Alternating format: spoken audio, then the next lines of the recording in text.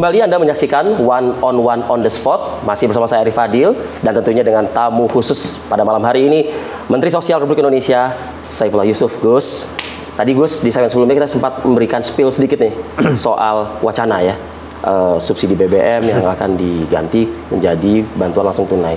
Sejauh mana koordinasi kementerian dan implementasi ini akan nyatakah, atau ada perbaikan pembaruan dalam menyalurkan bantuan langsung?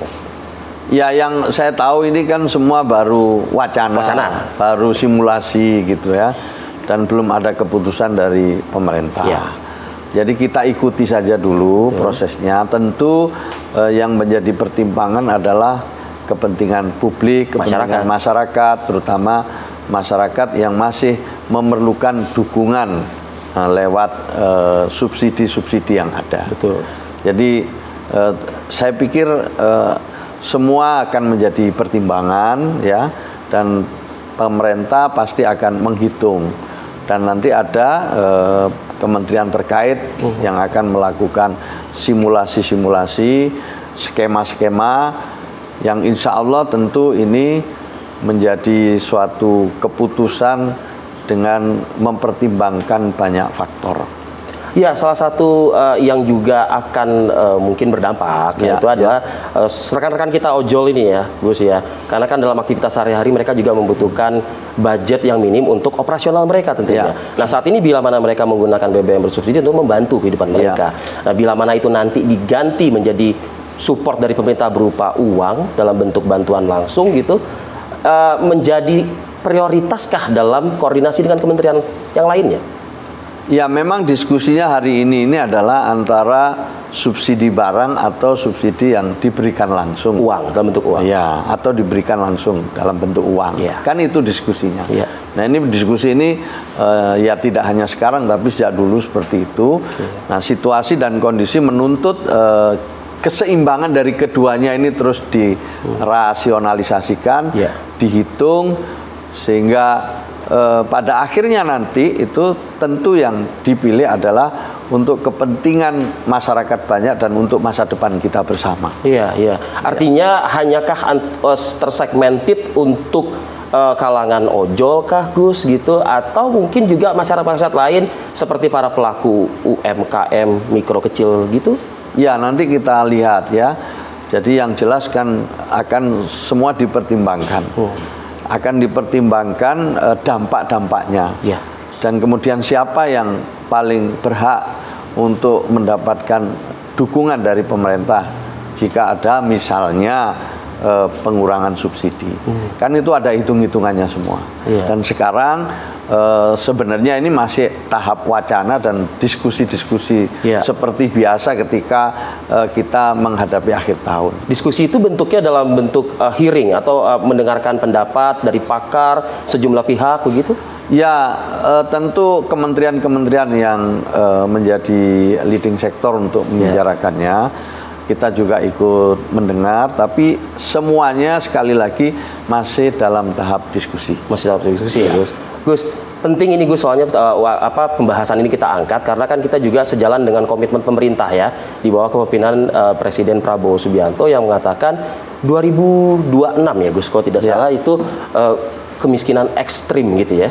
Miskin ekstrim itu harus 0%, dan saat ini sudah ada di angka 0,83 kurang lebih seperti itu persen.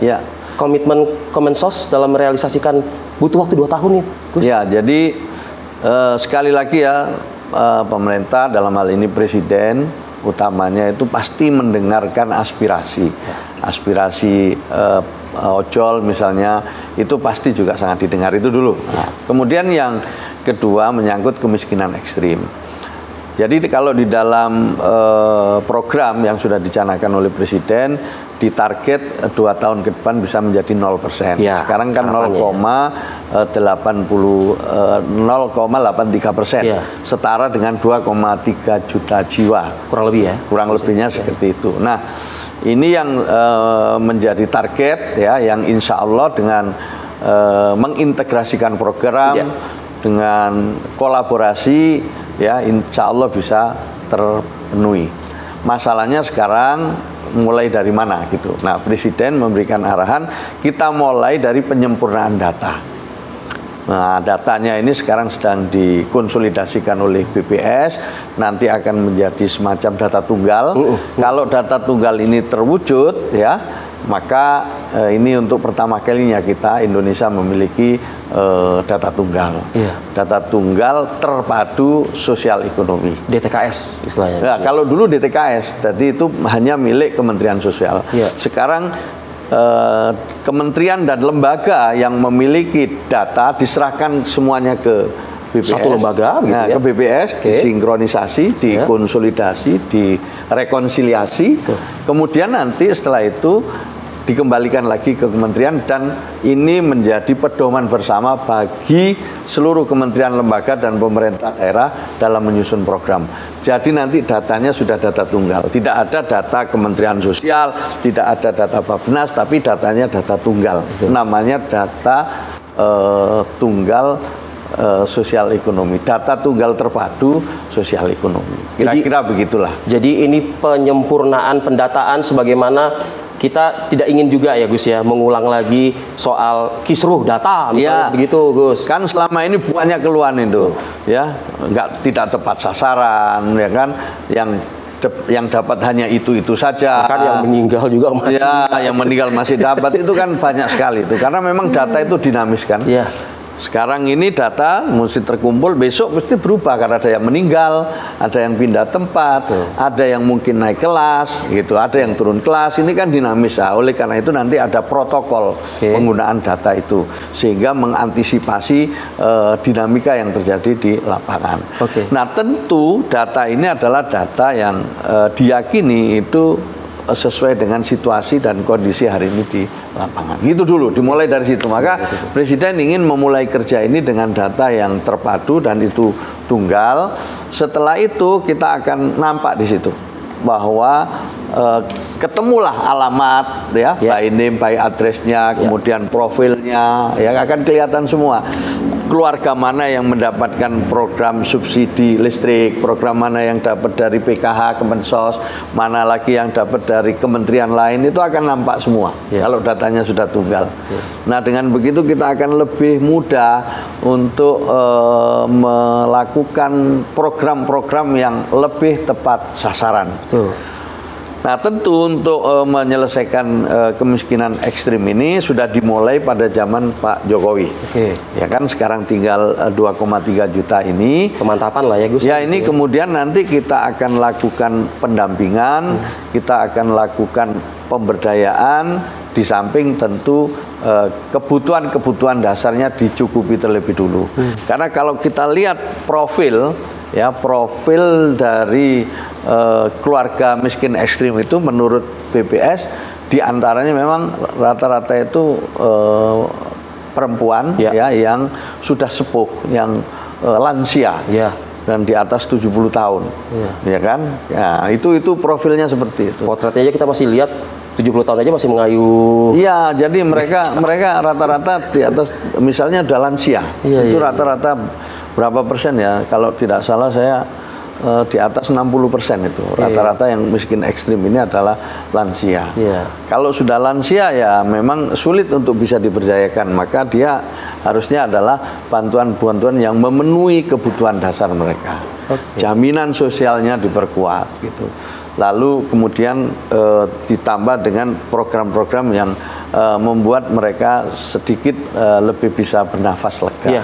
Ya kan, misalnya apa? Kalau makan gratis tuh gimana tuh? Ya, salah satunya. Salah satu itu. Makan gratis. Kita ada 100.000 makan bergizi gratis untuk lansia yang terlantar dan berusia di atas 75 tahun.